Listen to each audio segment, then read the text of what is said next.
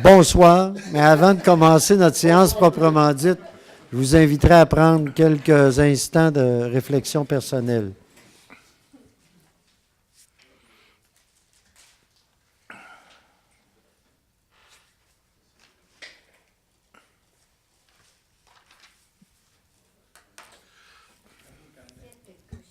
Alors, bonsoir tout le monde, bienvenue à cette séance ordinaire du Conseil de la Ville de Baie-Saint-Paul. Donc, sans plus tarder, je vais demander à M. Émilien Bouchard de nous faire la lecture de l'avis de convocation et de l'ordre du jour de la séance de ce soir. M. Bouchard.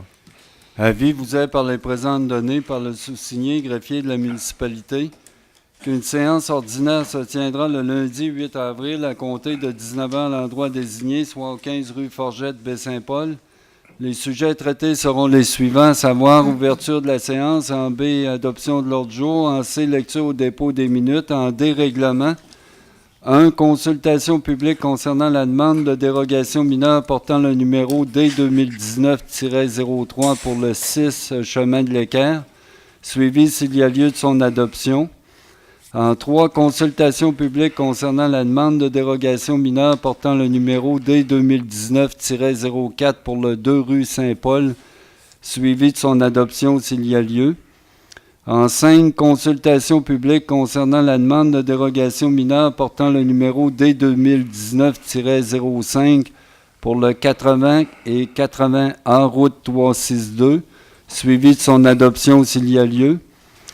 En 7, consultation publique concernant la demande de dérogation mineure portant le numéro D 2019-06 pour le 82 route 362, suivi s'il y a lieu de son adoption. En 9, adoption du règlement R716-2019 décrétant des dépenses en immobilisation et un emprunt d'1 600 000 remboursable selon des périodes à être définies à l'intérieur du règlement d'emprunt.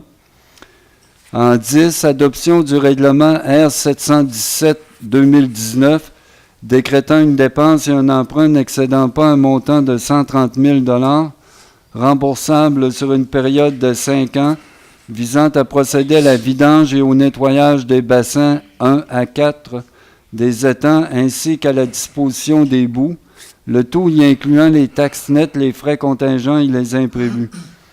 11. Avis de motion et présentation du projet de règlement R718-2019 ayant pour objet d'amender le règlement de zonage dans le but principal de modifier les normes applicables aux zones C-150 et H-151, Alfred Morin-Saint-Aubin. En 12, adoption du premier projet de règlement R718-2019. 13, avis de motion et présentation du projet de règlement R722-2019 portant sur la gestion contractuelle. 14, avis de motion et présentation du projet de règlement R723-2019 modifiant le règlement R519-2011 sur les règles de délégation et sur le contrôle et suivi budgétaire. Résolution, administration et législation. 1. Nomination du maire suppléant. En 2. Projet de la passerelle. A. Appel. B. Paiement des dommages-intérêts.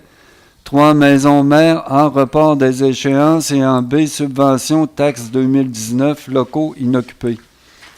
En 4. Demande d'exemption de toute taxe foncière. Le Musée d'art contemporain, 27 rue Ambroise Fafard. 5. Office municipal d'habitation, demande d'ajout de 3 unités au programme de supplément loyer pour les résidences des Jardins du Gouffre. En 6. Kiosque d'alimentation rapide, saison 2019. 7. Régie des alcools, des courses et des jeux, le Pierre Narcisse, session totale des permis. En 8. Politique de reconnaissance, mise en berne des drapeaux. Dans sécurité publique, 9. Schéma de couverture de risque en sécurité incendie, rapport d'activité 2018. Voirie hygiène du milieu, 10. Projet de réfection de la rue Leclerc, autorisation de signature de l'entente avec le ministère des Transports. 11. Adjudication des soumissions suivantes. A. Pour la réparation de pavage et en B. Pour l'achat de matériaux unitaires. Dans loisirs, parcs et culture, 12 programmes Cultiver l'avenir, demande de subvention. En F, affaires nouvelles, délégation, demandes diverses, un club optimiste, ralentissement de la circulation les 25 et 26 mai 2019. En 2, la Grande Corvée le 11 mai 2019. 3, le Grand McDon le 8 mai. 4, assises annuelles de l'UMQ du 9 au 11 mai 2019. Suivi de la correspondance en H, lecture des comptes de 25 000 et plus et adoption des comptes du mois de mars. Suivi de la période d'intervention des membres du Conseil en J, des questions du public et en cas levé ou ajournement de la séance. Merci, M. Bouchard. Donc, je prendrai une proposition pour l'adoption de l'ordre du jour. Je vais la proposer. Je vais l'appuyer. M. Boilly, appuyé de M. Goudreau. Donc, maintenant, en D1, consultation publique portant sur la demande de dérogation mineure D 2019-03 pour le 6 rue de l'Équerre. Donc, la nature de la dérogation, c'est une distance entre une aire de... Je pense qu'on a ici, c'est ça, on a ici à l'écran là, les éléments. Là, on parle ici d'une rénovation d'un bâtiment, un ajout d'un étage, si je comprends bien, là, du bâtiment du 6 de l'Équerre. Donc, la nature de la dérogation, c'est une distance entre une aire de stationnement hors rue et les lignes de terrain non conformes, impossibilité d'aménager un îlot de verdure entre la rue et l'aire de stationnement. Donc, voilà, c'est la demande qui est faite. Donc, la demande de dérogation pour permettre ce projet-là. L'agrandissement a pour objet d'augmenter le nombre de cases de stationnement exigées, le projet d'agrandissement. La forme et la dimension du terrain ne permettent pas l'implantation des cases ailleurs qu'à l'emplacement proposé. Le projet est situé au coin des rues Roi-Como et de l'Équerre et l'emprise de ces rues prend une place importante sur le terrain. Le projet de rénovation inclut également l'aménagement paysager du terrain. Donc, l'aménagement paysager proposé va mettre en valeur le bâtiment nouvellement rénové. Donc, en lien avec ça, voilà. Est-ce que il y en a qui sont ici en lien avec cette demande-là? Je comprends que les propriétaires sont là, mais à ce stade-ci, les gens peuvent venir soit faire un commentaire, soit poser des questions en lien avec ce projet-là. Juste souligner que le comité consultatif d'urbanisme recommande l'autorisation conditionnellement à ce que l'aménagement soit entièrement exécuté selon les plans et que l'aménagement paysager soit entièrement exécuté à l'intérieur du délai du permis émis pour la rénovation du bâtiment principal. Ça, c'est les conditions qui sont là. Avec ces conditions-là, la recommandation du CCU, c'est positif. Est-ce qu'il y a des commentaires ou questions là-dessus? Sinon, je vais clore la période de consultation publique et demander au Conseil s'il est prêt à faire une proposition d'adoption. Je le propose. Bon, tout le monde en même temps. J'ai entendu M. Fizette d'abord. M. Boilly, vous allez appuyer. Vous allez appuyer. Ça va pour tout le monde? Maintenant, consultation publique portant sur la demande de dérogation mineure D 2019-04 pour le 2 rue Saint-Paul. Donc, ici, on a, à l'écran, là, on a une représentation de tout ça, là. Donc, la nature de la dérogation, c'est d'autoriser une marge de recul arrière de 2 mètres pour la construction d'une remise annexée au bâtiment principal, alors que le minimum prescrit est de 7,5 mètres. Donc, considérant la remise projetée sera d'une superficie de 13 mètres carrés, d'une hauteur de 5 mètres, donc conforme au règlement de zonage. La couleur des revêtements extérieurs seront semblables au bâtiment principal également. Une remise annexée selon le règlement de zonage au bâtiment principal doit respecter les mêmes marges de recul que le bâtiment principal. Puis étant donné la dimension du terrain, qu'il n'y a pas de possibilité non plus d'installer un bâtiment complémentaire ailleurs, une bonne partie du terrain comporte des servitudes. Et que la remise va être implantée du côté le moins visible du terrain. Donc, est-ce qu'il y en a qui sont ici en lien avec cette demande-là, qui auraient des questions, des commentaires? La recommandation du CCU par rapport à ce projet-là, qui est faite au Conseil, par rapport à ce projet-là, est d'accorder la dérogation. Donc, est-ce que j'ai une proposition du Conseil là-dessus? Je vais le proposer. Monsieur Pilote, appuyé de Monsieur Fizette.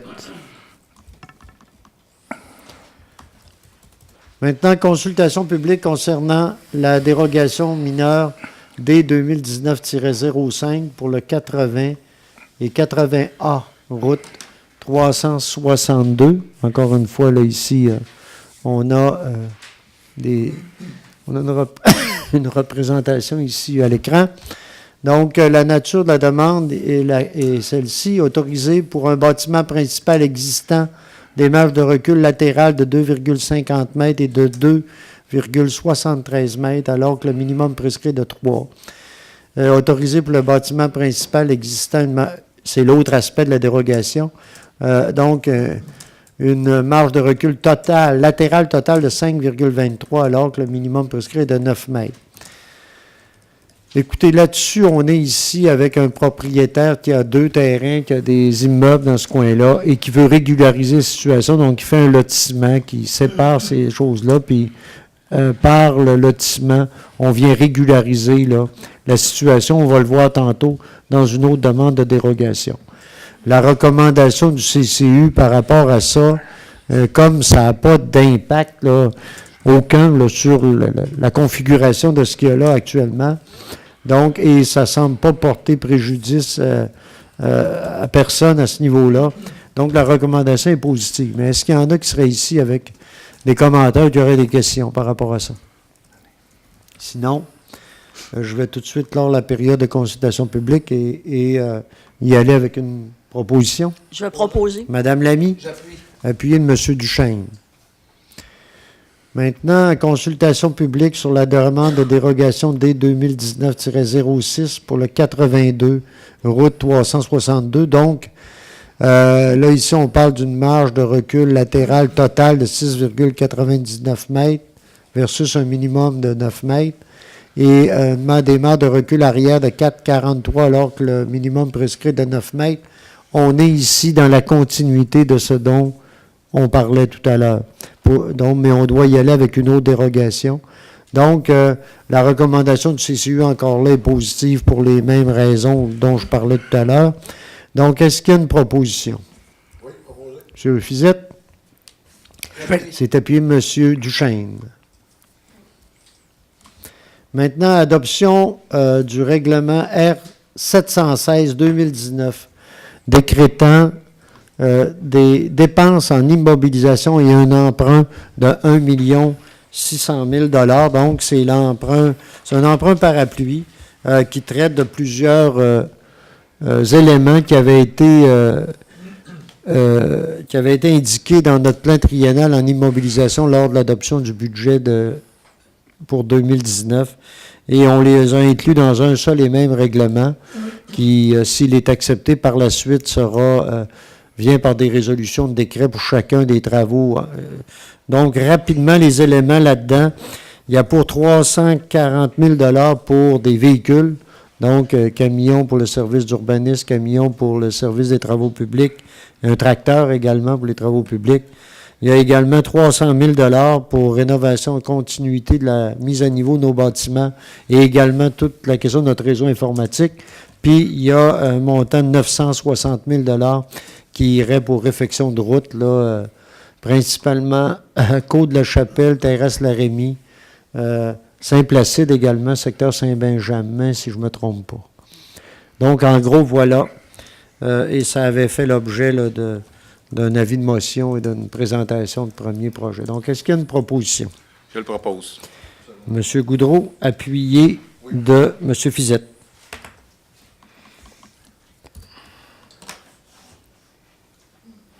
Maintenant, adoption du règlement maintenant R 717-2019 décrétant une dépense et un emprunt n'excédant pas un montant de 130 000 remboursable sur une période de 5 ans, visant à procéder à la vidange et au nettoyage des bassins 1 à 4 des étangs, ainsi qu'à la disposition des boues, le tout y incluant les taxes nettes, les frais contingents, les imprévus. Ben, tout est là, on en avait parlé, il y a eu une première présentation, on en est rendu là, c'est selon les délais qui nous sont impartis pour régulariser ces situations-là, on doit y arriver. Donc, est-ce que j'ai une proposition là-dessus? Propose. M. Duchesne? Je vais l'appuyer. Appuyé de M. Boily. Et Oui, monsieur, si vous me allez-y. permettez, monsieur le maire, Oui, comme j'ai allez-y. mentionné ce matin, le Conseil apprécierait que pour la distribution des boues, le vide se fait, Oui. les fermes de Baie-Saint-Paul en priorité soient les premières à les recevoir. Donc, je pense que c'est une condition que le Conseil a acceptée ce matin. Oui, effectivement, mais évidemment, selon les règles établies, hein, on a des règles à suivre en lien avec ça, mais effectivement, là, c'est important de le noter. Maintenant, avis de motion et présentation du règlement R718 2019, modifiant le zonage applicable dans le secteur Alfred Morin. Donc, ici, on viendrait modifier certaines normes pour applicables aux zones là, C150 et H151. Donc, ça, c'est suite aux représentations du promoteur auprès du conseil municipal de la ville de Baie-Saint-Paul. Voilà, là, j'arrive avec les principales. Vous savez, la rue Alfred Morin, c'est dans le secteur ici, dans le secteur des bâtisseurs, hein, où il y a des terrains. Oui? Ah, il n'y avait rien. Donc, c'est dans le secteur des bâtisseurs où il y a un développement là-bas qui est prévu. En fait, l'idée ici, c'est de modifier le plan de zonage afin de regrouper les zones H151 et C150. C'est les zones... Ah oui, on a quelque chose, on a une image qui est arrivée. Donc, de modifier les zones H50, 151 et 150, donc les regrouper en une seule zone, telle qui est illustrée. Là, on l'a ici, vous voyez, les secteurs dans ce coin-là. Et remplacer la grille des usages et des normes pour que la zone de la zone C150 afin qu'elle soit telle qu'illustrée à l'annexe 2, là, on a dans ce secteur-là. Et l'article 4 également, qui est de modifier dans la section lotissement de la grille des usages et des normes de la zone C150 se trouvant au chapitre 14 du règlement de zonage afin de réduire les superficies minimales de terrain exigibles pour les divers usages autorisés, le tout tel qu'illustré en annexe 2 du présent règlement. Donc, évidemment, là, je n'irai pas dans toutes les grilles, les annexes, mais en gros, on a ce qu'on a. On vient jumeler deux zones et on vient réduire là, toute la question de la superficie des terrains, le tout étant pour favoriser plus de densité, un peu plus de densité dans le secteur. Donc, voilà, c'est un secteur où il peut y avoir du multilogement et également un peu de commercial et de commercial pour services professionnels, entre autres. Donc, est-ce que j'ai une proposition pour... non, c'est l'avis de motion, donc une présentation d'avis de motion. Je la présente. Ça va. Et également une présentation... donc, c'est la même chose, présentation du règlement. Je dois faire une résolution de présentation? Non, uniquement l'avis de motion qui est lié à la présentation. Voilà. Maintenant,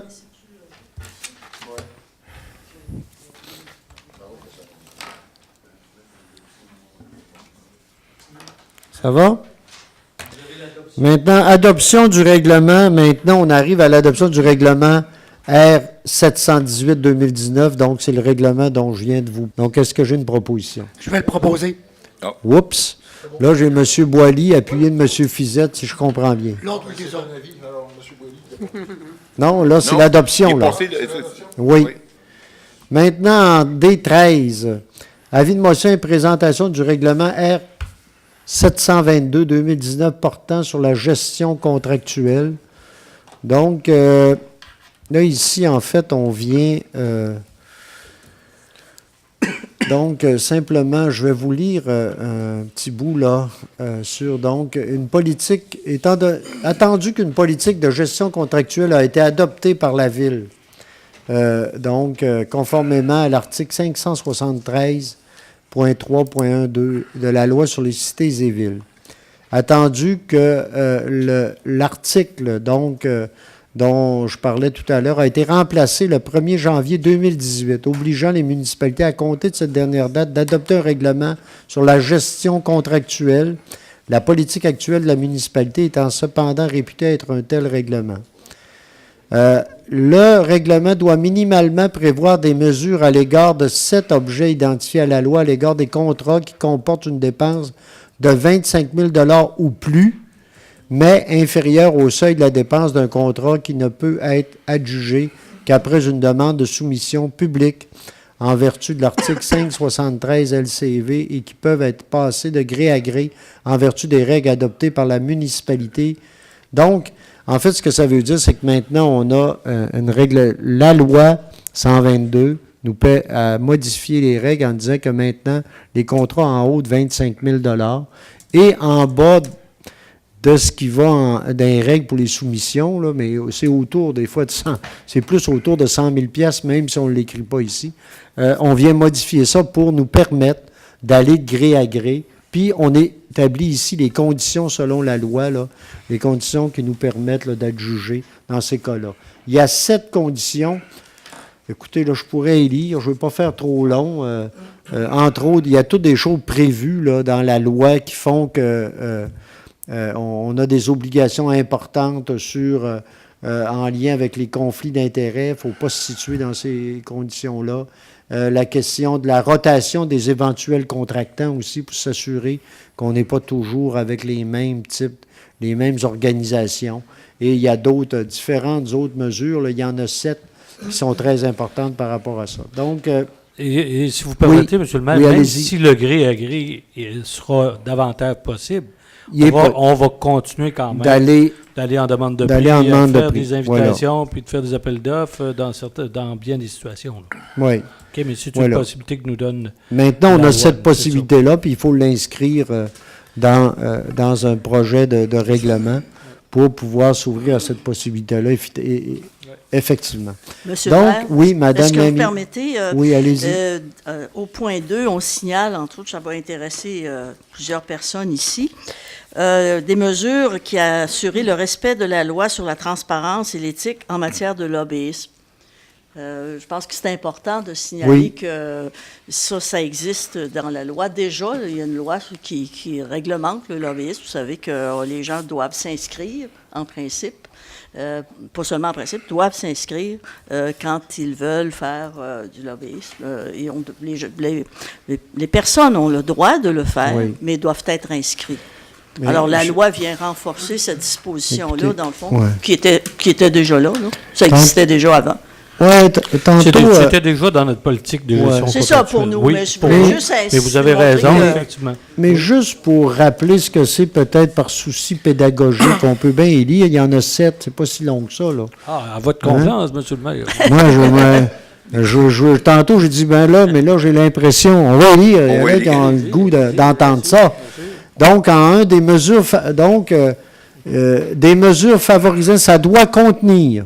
Ce projet-là contient des mesures favorisant le respect des lois applicables qui visent à lutter contre le trucage des offres, des mesures visant à assurer le respect de la loi sur la transparence et l'éthique, comme Mme Lamy vient de le dire, en matière de lobbyisme et du code de déontologie des lobbyistes adopté en vertu de cette loi, des mesures ayant pour but de prévenir des gestes d'intimidation, de trafic d'influence ou de corruption, des mesures ayant pour but de prévenir les situations de conflit d'intérêts, des mesures ayant pour but de prévenir toute autre situation susceptible de compromettre l'impartialité et l'objectivité du processus de demande de soumission et de la gestion du contrat qui en résulte, des mesures visant à encadrer la prise de toute décision ayant pour effet d'autoriser la modification d'un contrat, des mesures pour favoriser la rotation des éventuels co-contractants à l'égard des contrats qui comportent une dépense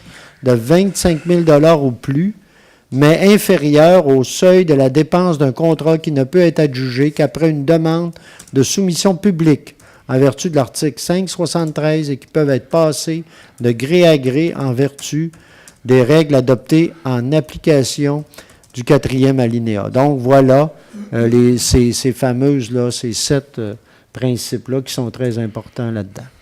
Voilà. Donc, est-ce que j'ai quelqu'un qui présente l'avis de motion? Monsieur Fizette. Maintenant, on y va avec l'avis, donc en D14, avis de motion de présentation d'un règlement modifiant les règlements R519-2011 sur les règles de délégation et sur le contrôle et suivi budgétaire. Évidemment, comme on arrive avec un règlement comme celui-là, M. Bouchard l'a dit tantôt, ça ne nous enlève pas l'idée d'aller en demande de prix là, et tout, mais on vient aussi en même temps modifier le règlement de délégation de dépenses en fonction de ce qui se passe là. Donc, le règlement de délégation, particulièrement pour la direction générale, et également pour d'autres cadres, là, on vient établir précisément, là, en lien avec ce qu'on vient de lire, là, les principales choses. Je ne sais pas si on a des précisions à apporter, M. Bouchard. Je pense que c'est... Bien, en fait, c'est pour ajuster les on vient être en concordance. En fonction de ce que la loi 122 et 155 ont établi là, comme seuil. On vient les élever pour arrimer à ça. Ça arrime à ça. Donc, est-ce que j'ai quelqu'un qui présente l'avis de motion? Je vais la présenter. Monsieur Boily. Maintenant, en A. Maintenant, on est à administration et législation. Donc, en E1, nomination du maire suppléant. Donc, on est après à tous les 4 mois, on le sait, il y a une rotation au niveau de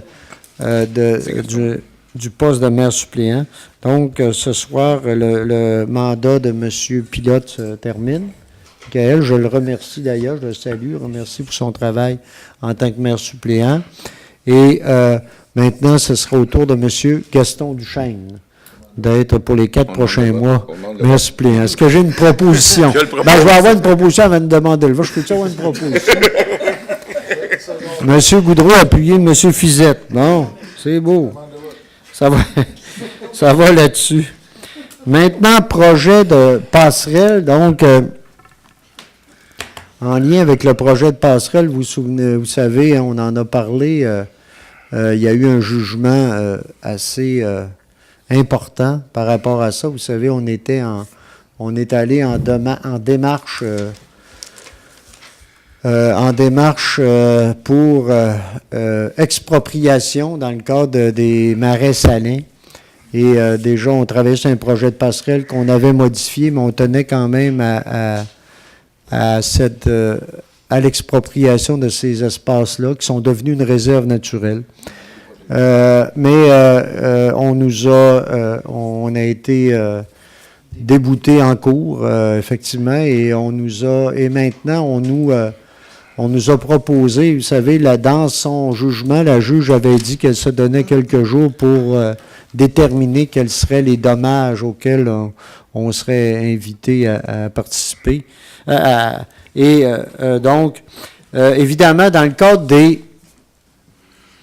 cadre de ces jugements-là, évidemment, nous, on doit payer la partie adverse, les avocats, et puis les dommages ont été fixés. En fait, les avocats, c'est un montant total de 52 170 et 68. Les avocats, là, c'est bien précisé, la question d'avocat, c'est 47 170 68. Pour ce qui est des dommages, on nous parle de 5 000 $, c'est ce que la décision qui a été prise. Ce soir, ce qu'on va faire, c'est qu'en fait, il y a 2 aspects. Là, on serait au 2A. Donc, le A, c'est, vous savez, il y aurait possibilité on avait évoqué la possibilité d'aller en appel du jugement, ce qu'on ne fera pas. Donc, on va faire une résolution, ce soit comme de quoi nous, on accepte le jugement et on n'ira pas en appel. Donc, est-ce que j'ai une proposition là-dessus? Je vais le seconder. M. Fizette, appuyé M. Pilote. La deuxième chose, ce serait en B maintenant, ce serait que la Ville accepte de payer les dommages-intérêts. Donc, qui serait au montant, qui serait, excusez-moi, ça se passe autour de la table, là? OK. Donc, accepterait de payer les dommages-intérêts du montant dont je vous parlais tantôt de 52 170,68 $, donc qui serait pris à même le surplus libre de la ville de Baie-Saint-Paul. Donc, est-ce que j'ai une proposition? Je vais le proposer, M. Madame le maire. Je vais Lamy, le seconder. appuyé de M. Goudreau. Maintenant, en 3, projet maison-mère, donc, report des échéances. Donc, vous vous souvenez, nous avions... Attendez un petit peu. OK. Donc, nous avons... Maison-Mère nous avait demandé, donc, à la fin de l'année 2018, de pouvoir, de pouvoir les aider donc, pour un montant, là, pour des avances de fonds, là, une avance de fonds de 300 000 $. Puis, il y avait également une échéance là, au 30 septembre. Donc, un remboursement de 150 000 $ également. Donc, on viendrait ici, suite à une présentation qui nous a été faite, avec la possibilité, nous, l'idée est, sans débourser d'argent, de pouvoir faciliter la liquidité de maison-mère à ce stade-ci. Donc, on irait ici avec un report là, de des 2 échéances par rapport à ça, donc un report qui irait d'ici à la fin de l'année 2019. Donc, est-ce que j'ai une proposition là-dessus? Donc, moi, je vais le proposer pour tout en étant conséquent avec la première fois où je l'ai fait. Et je rappelle aux gens qu'il n'y a pas de l'argent neuf de mis pour Maison-Mère. On reconduit tout simplement les mêmes montants. Mais il me semble c'est ce que j'avais dit, mais c'est correct, c'est bon, c'est bon de le rajouter. Oui. Bon, OK. Donc, qui l'a proposé, là? Gaston, moi, je l'ai secondé. OK, appuyez M. Goudreau, ça va. Maintenant... trop fort casse pas. Vous reprenez mes expressions. Ben oui. Tu avais des droits là-dessus. Trop fort casse pas, c'est vrai. Maintenant, subvention taxe 2019, toujours dans le dossier maison-mère, donc pour des locaux inoccupés. Donc, il y a des taxes, nous, qu'on charge. En fait, c'est un compte à compte des taxes qui sont chargées, mais que nous, on subventionne à maison-mère. C'est un montant. Attendez un petit peu. C'est 55 939,26 $. Donc, est-ce que j'ai une proposition là-dessus? Je vais le proposer. Monsieur Goudreau, c'est appuyé. Je vais l'appuyer. Puis Madame Thérèse Lamy. Maintenant, oui, M. Fizette. Je crois que ce serait important ici de dire que finalement, c'est une subvention. Oui, c'est ce qui est écrit, mais je voudrais insister là-dessus parce que j'ai eu des... Bon. C'est que c'est un montant qui est donné en subvention en raison du fait qu'il y a des locaux qui sont non occupés. Oui. Exact? Oui. Voilà. Locaux inoccupés, c'est bien ça, effectivement. Et voilà, merci. Tout le monde a bien entendu ça, oui? Merci. Oui. Ah oui, oui. OK. Donc, maintenant... Oui, parce qu'on est propriétaire. Ben oui, c'est nous qui sommes propriétaires, effectivement. Et là, on ne peut pas... Non. Là, Comme oui, c'est un compte à compte. Oui, c'est ça. Oui, Monsieur Bouchard. Et par la force des choses, les locaux occupés, les occupants payent des taxes Les autres les paient, effectivement. sous forme de redevance à Voilà. Maison-Mère, qui, elle, paye les taxes équivalentes à la ville. Exactement. Voilà. Maintenant, maintenant, on est à demande d'exemption de toute taxe foncière. Donc, je suis au point E4. Demande d'exemption de toute taxe foncière par le Musée d'art contemporain, donc pour la bâtisse du 27 rue Ambroise-Fafard. En fait, c'est l'école Thomas Tremblay. Et on viendrait nous appuyer la demande telle qui avait été entendue dans une entente signée là, en 2018. En 2018. Oui. Donc, Mois voilà. de septembre. Est-ce qu'on appuie ou bien on se prononce pas? Je pense qu'on appuie la demande, là. Hein? Oui, on appuie. OK, donc, est-ce qu'il y a une proposition là-dessus? Je vais le seconder. M. Goudreau, M. le pilote appuie. On aurait pu, M. Fortin, Ça va pour tout donner le monde? quelques exemples de l'entente, entre autres le judo, entre autres le festif, l'utilisation de la cour, le déneigement, etc., qui font partie du protocole, je crois. Oui. Et puis, effectivement, l'exemption de taxes là, avec laquelle on serait... De toute façon, si on ne l'a pas, on avait dit qu'on les exempterait de taxes de toute manière. Donc, hein. OK, maintenant, le point E5, donc, Office municipal d'habitation. Oui, M. Bouchard, vous disiez? Non, c'est correct? Ouais, c'est comme ça. Selon l'article, l'article particulier de l'entente, voilà. Maintenant, l'OMH, donc Office municipal d'habitation, demande d'ajout de 3 unités au programme de supplément au loyer pour la résidence des Jardins du Gouffre. C'est une demande qui nous est faite par le CA, donc de l'OMH à ce niveau-là, pour permettre là, de répondre aux attentes de certains locataires, de pouvoir louer ces logements-là. Et donc, il y aurait 3 logements supplémentaires là, qui pourraient être participés là, au programme de supplément au loyer. Donc, est-ce qu'il y a une proposition là-dessus? Je le proposerai. Monsieur Je vais le seconder. Boily, appuyé de M. Goudreau. Ce que ça veut dire aussi, c'est que quand il y a là-dessus, ça ajoute là, aux logements sur lesquels nous, on a assumé des déficits, quand il y en a par rapport à l'ensemble de l'OMH. Ça va? Maintenant, 6 kiosques d'alimentation rapide. La saison, même si là, à soir, ça ne ressemble pas trop à ça, là, mais la saison s'en vient. Bien, normalement.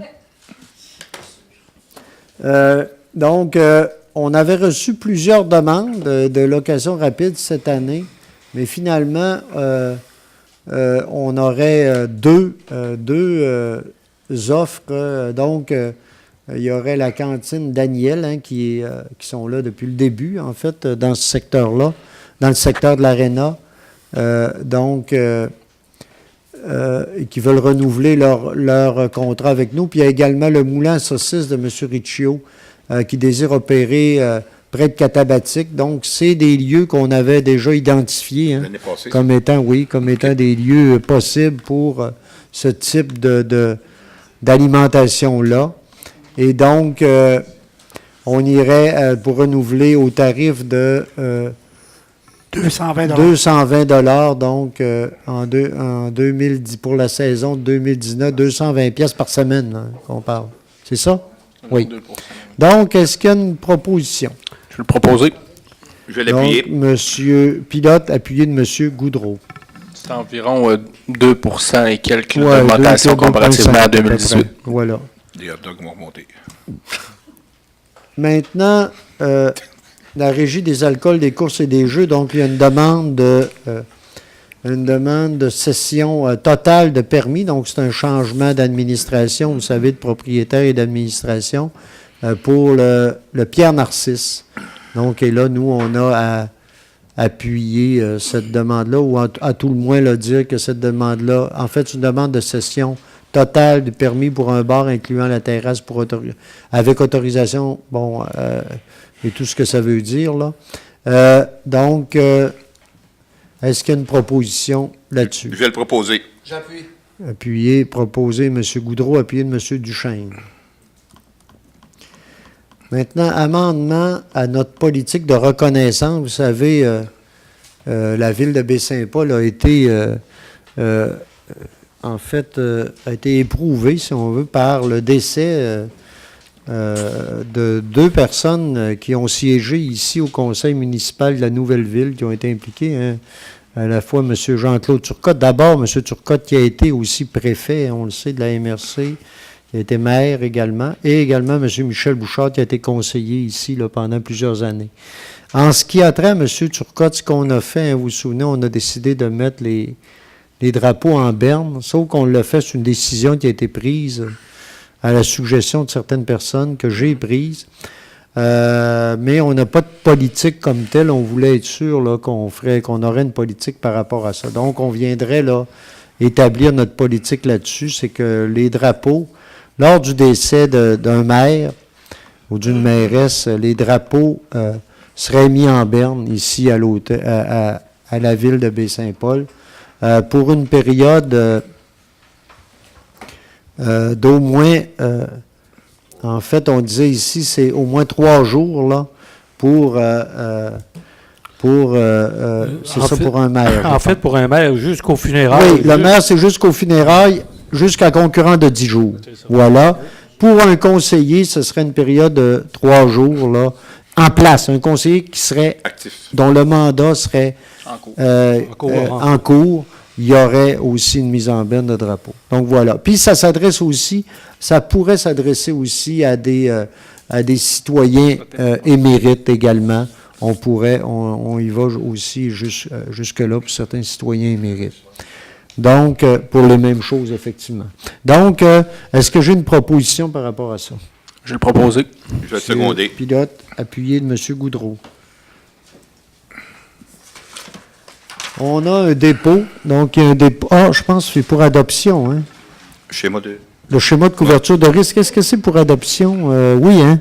Donc, on a le dépôt ici, mais des activités. Vous savez, la ville de Baie-Saint-Paul a le mandat, hein, depuis l'an passé, le mandat de superviser et de gérer donc l'ensemble du suivi du schéma de couverture de risque avec l'ensemble des municipalités. Et donc, il y a des ententes qui ont été faites là-dessus et on a maintenant, on a le dépôt du premier rapport, là, par rapport à ça. Donc, là,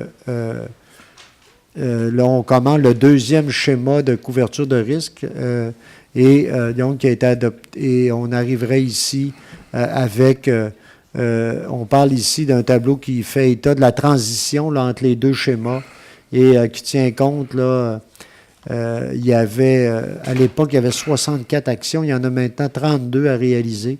Et actuellement, là, ça suit son cours d'assez belle façon. Je pense que le début de tout ça se passe bien là, avec l'ensemble des municipalités. Donc, est-ce qu'il y a une proposition pour l'adoption de ce qu'on a? Je vais Oui. Vas-y. OK. M. Duchesne, appuyez M. Fizette. Oui. Ça va? Maintenant, dans le cadre du projet de réfection de la rue Leclerc, donc là, on est ici au niveau des voiries et hygiène du milieu. Donc, dans le cadre de la réfection prévue de la rue Leclerc, on a une entente là, qui serait en cours avec le MTQ pour le financement des honoraires. Vous savez que c'est une route du MTQ. Nous, vous savez qu'on a certains aménagements qu'on voudrait faire dans ce secteur-là, entre autres au niveau de l'aqueduc-égout, mais également de l'aménagement autour de cette rue-là. Le ministère, eux, ont tout un travail à faire également de rénovation de cette rue-là. Et donc, on irait là sur un partage des coûts au niveau des honoraires professionnels, ici, qui serait établi. L'objectif qu'on recherche, donc, c'est d'y aller avec un partage équitable, là, à 50-50, mais c'est ce qu'on discute actuellement, mais là, on s'entendrait là, sur un mode de partage au mieux à 50-50 entre les deux organisations, le MTQ et nous. Donc, est-ce qu'il y a une proposition là-dessus? Je le propose. M. Duchesne, appuyez M. Fizette. Et je mentionnerai que on essaie d'avoir 50-50 et que je mentionnerai aux résidents du secteur que le concept n'est pas final. On va avoir encore des travaux à faire éventuellement sur le projet et ça va être le ministère des Transports qui va être maître d'œuvre des travaux. Oui. Ça va. Ça va pour ça. Maintenant, on passerait maintenant à l'adjudication de certaines soumissions, comme on fait à ce stade-ci à chaque printemps. Donc, d'abord, il y aurait au niveau du pavage, réparation de pavage, on a 3 soumissionnaires qui ont présenté des offres. Et donc, on irait évidemment au plus bas soumissionnaire par rapport aux coûts là, qui nous sont présentés ici. Et le plus bas soumissionnaire serait ici... attendez un peu. Non, il y en a plusieurs. Donc, là, je ne donnerai pas à chaque fois. Je veux simplement vous dire qu'on a un tableau, on a des plus bas soumissionnaires et on irait aussi sur l'adoption ici telle que présentée puis recommandée. On irait dans ce cadre-là. Donc, est-ce qu'il y a une proposition? Je le propose. Proposé, M. Boily, appuyé de M. Goudreau. Même chose pour le transport de matériaux. On a également différents... comme on fait chaque année, on a différents éléments là-dedans, avec différentes firmes. Il y en a 6. Tout à l'heure, il y en avait 3, je crois.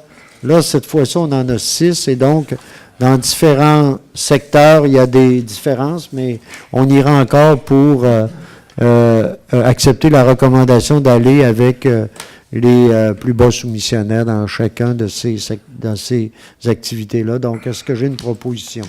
Je vais le proposer. Monsieur Pilote, c'est appuyé. Je vais l'appuyer. Appuyé. Monsieur Duchesne. Maintenant, en urbanisme, on n'a rien en urbanisme, on aurait loisirs, parcs et culture, donc le programme Cultiver l'avenir. Donc, une possibilité d'aller chercher ici une subvention de 5 000 $. Donc, en partenariat avec le MAPAC, il y aurait une initiative là, de Québec, une initiative de Québec en forme, donc, dont l'objectif, c'est apporter un soutien à des projets pour permettre de rapprocher les jeunes des acteurs du secteur bioalimentaire, dont agriculture, aquaculture, pêcherie et tout. Donc, il y aurait un soutien possible de 5 000 $. Ce serait pour nos jeunes là, qui seraient... donc, il y aurait... en fait, le projet ici, ce serait des conférences éducatives et ludiques sur l'agrotourisme et la consommation responsable en collaboration avec des gens qui sont impliqués, avec la table agrotouristique de Charlevoix. Puis, il y aurait également une visite chez certains producteurs transformateurs de la région. Donc, puis il y aurait aussi un potager là, qui pourrait être fait avec qui pourrait être réalisé et dont les légumes pourraient être donnés au centre communautaire Pro Santé. Ce serait fait avec les jeunes des camps de jour, donc du terrain de jeu, au cours de l'été. Donc, c'est un projet intéressant. Est-ce qu'on a une proposition? Je vais le proposer. Je vais le seconder. M. Pilote, appuyé de M. Goudreau.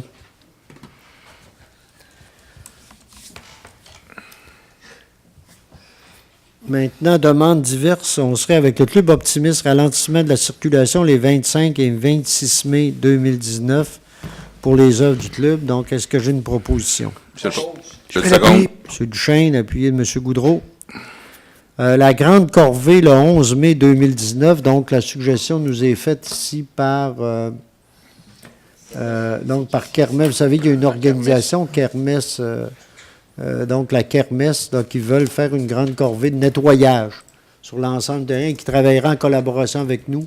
Il y aurait des bacs qui seraient déposés à différents endroits. Je vous invite à suivre là, l'information là-dessus. Il y aurait aussi des gens qui seraient mobilisés autour de l'idée de faire que la ville soit le plus propre possible, puis de sensibiliser les gens au fait c'est ça, du nettoyage là, et de la beauté de la ville, en fait, et du territoire. Donc, il y en aura un peu partout sur l'ensemble du territoire de Baie-Saint-Paul, Boisé-du-Quai, entre autres, et certains secteurs du centre-ville également. Donc, est-ce qu'il y a une proposition? Parce qu'en fait, c'est une proposition de partenariat aussi de la ville et de décréter que cette journée-là soit la journée du nettoyage. On a mis des détails sur Facebook aussi. Oui, il y aura des détails. On vous invite à suivre tout ça là, pour pouvoir participer à ce projet-là. Proposé, M. Fizette, appuyé de Mme Lamy. Puis j'ai un petit commentaire. Allez-y. C'est kermesse, puis on sollicite pour les jeunes et tout, mais ça n'exclut pas tout le monde, hein, les autres citoyens. Se rappeler qu'au printemps, puis là, le printemps va venir un jour quand même.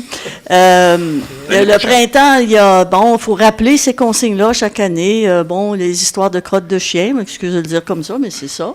Chacun avec les petits sacs à apporter avec vos petits toutous, et puis les cigarettes, et puis les divers contenants de tous les fast-foods de la Terre qu'on retrouve un peu partout dans les caniveaux de nos rues, etc. Je pense qu'il y a un effort à faire. C'est toujours étonnant de voir qu'après autant d'années de répéter ces choses-là, que chaque citoyen ne se sent pas, un certain nombre de citoyens ne se sentent pas responsables de la propreté de leur ville.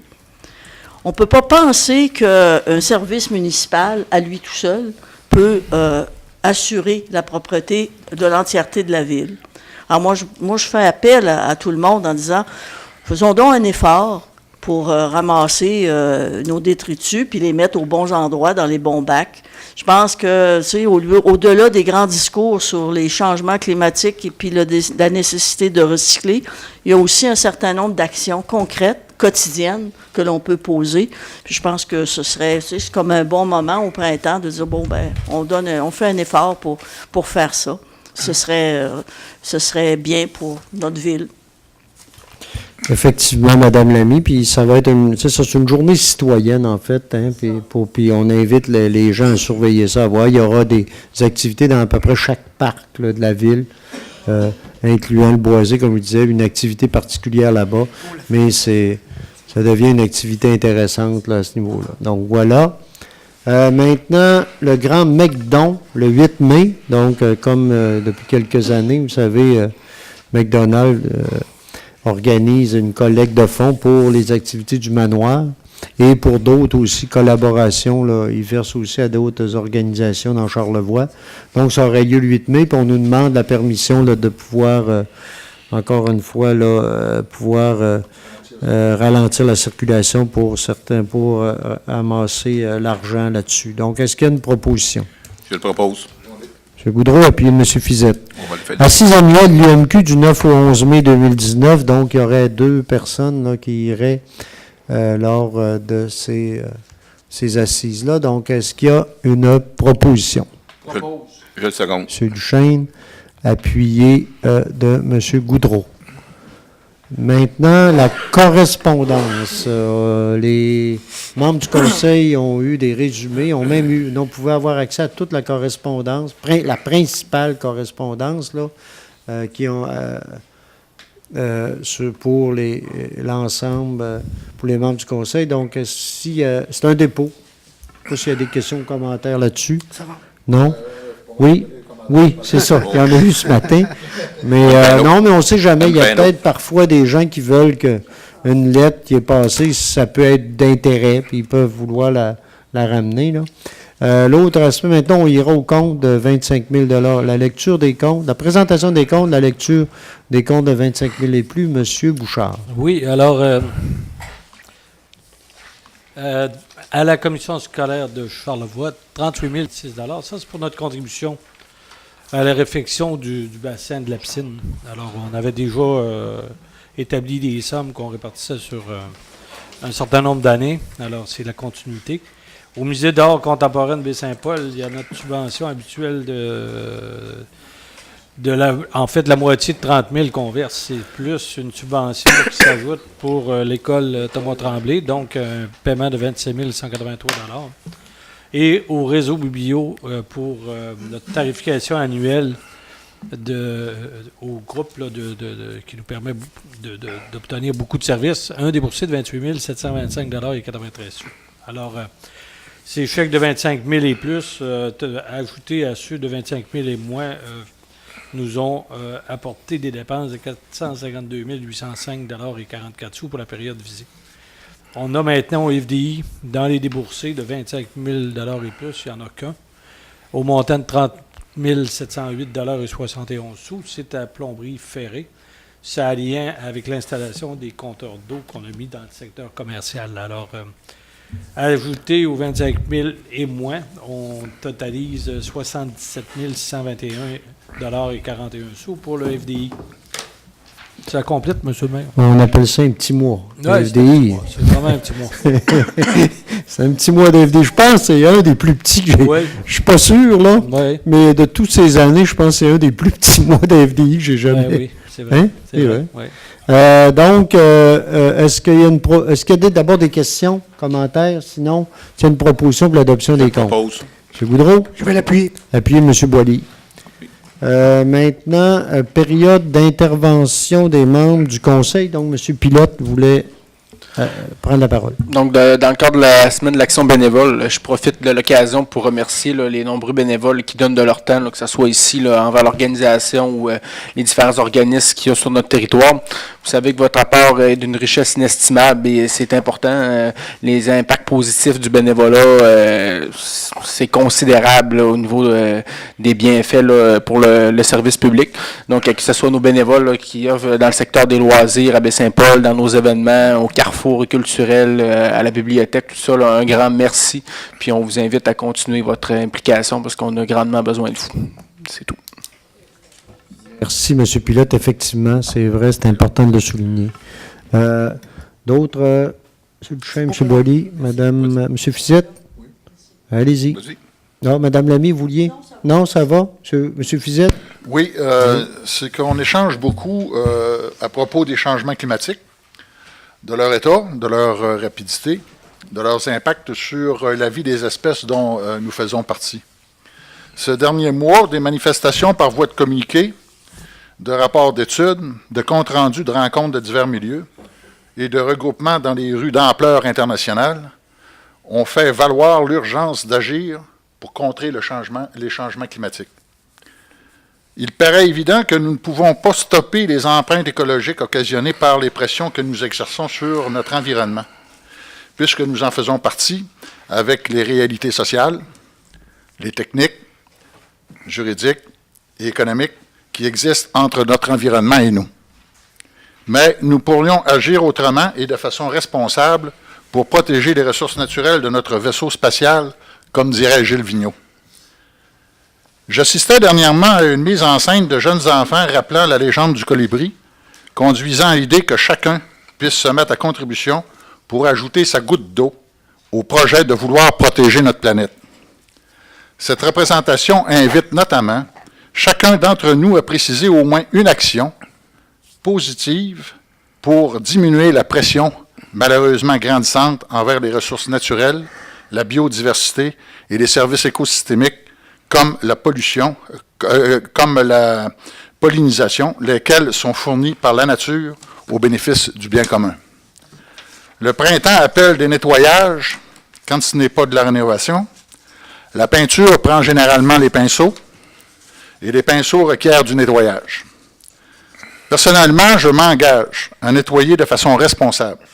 Je nettoierai au savon non parfumé dans un bol d'eau. Je rincerai dans un autre bol d'eau et je filtrerai les eaux en les faisant traverser un filtre, papier, schneid-tout, ou encore guenille, que je jetterai dans la poubelle. Si je dois utiliser du solvant, comme de la térébenthine, j'utiliserai des contenants que je déposerai à l'éco-centre ou au garage municipal de notre ville. Je resterai ouvert, toutefois, envers tout autre moyen plus responsable. Je termine en citant une définition d'éco-citoyenneté du dictionnaire sur l'environnement et du développement durable.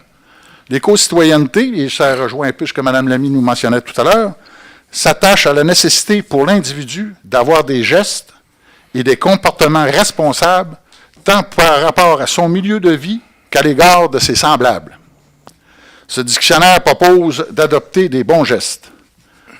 Préférer les objets mécaniques aux objets à pile, ne pas jeter des détritus par terre, comme les mégots de cigarettes, surtout ceux qui sont munis d'un filtre, tirer des déchets, utiliser un transport en commun ou du covoiturage dans notre secteur, ou son vélo autant que possible, ne pas verser d'huile dans les caniveaux ou dans les éviers, puis ne pas gaspiller l'énergie.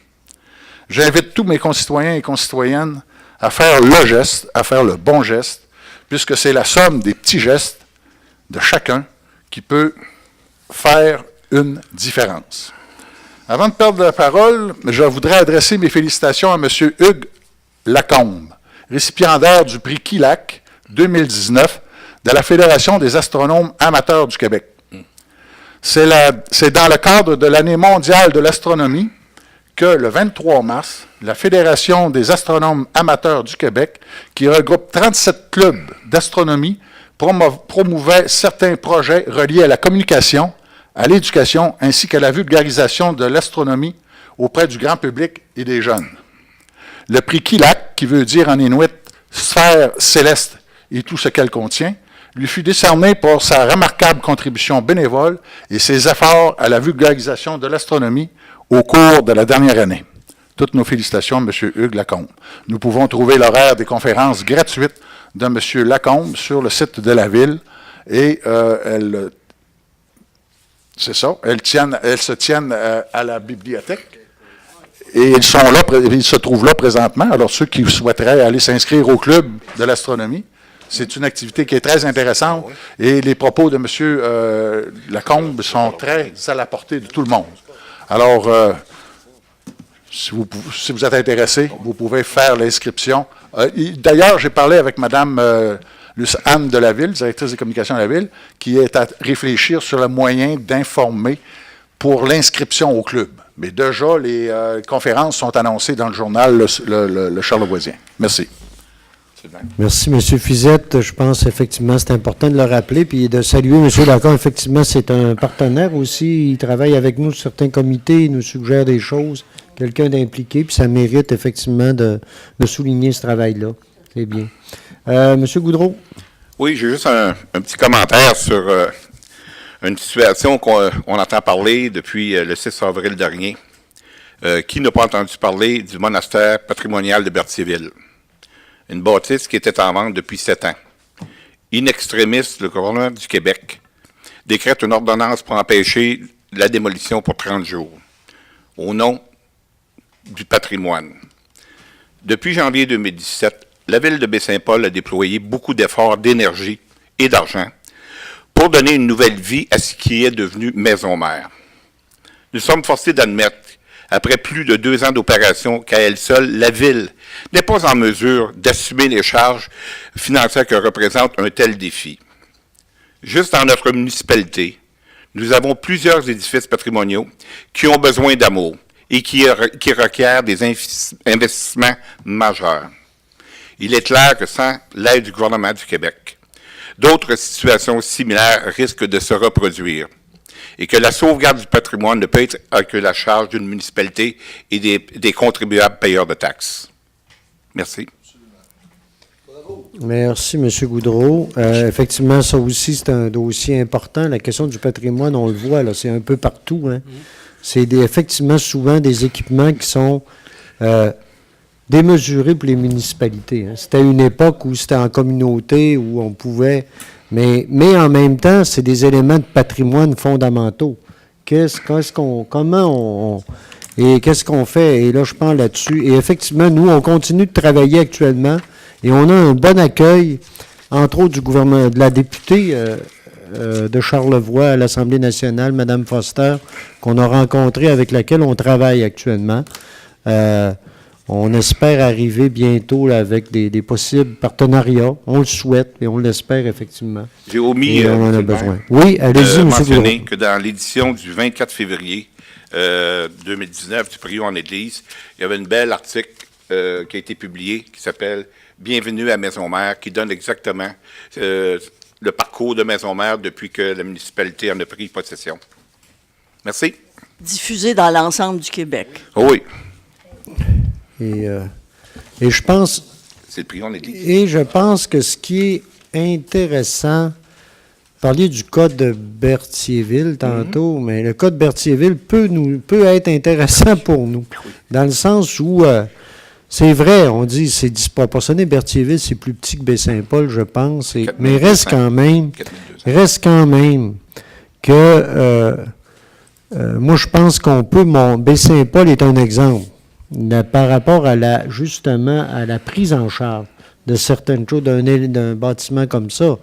Et moi, j'ose espérer que cet exemple-là qu'on a fait puisse être reconnu aussi, là, par rapport à différents aspects. Parce qu'on le voit, là, à Berthierville, quelque part, il y a bien des gens là, qui disent, ben non, on peut pas le laisser aller ça, démoli et faire autre chose. Je pense que il y a des grosses décisions à prendre, effectivement, par le gouvernement, les différents gouvernements, là.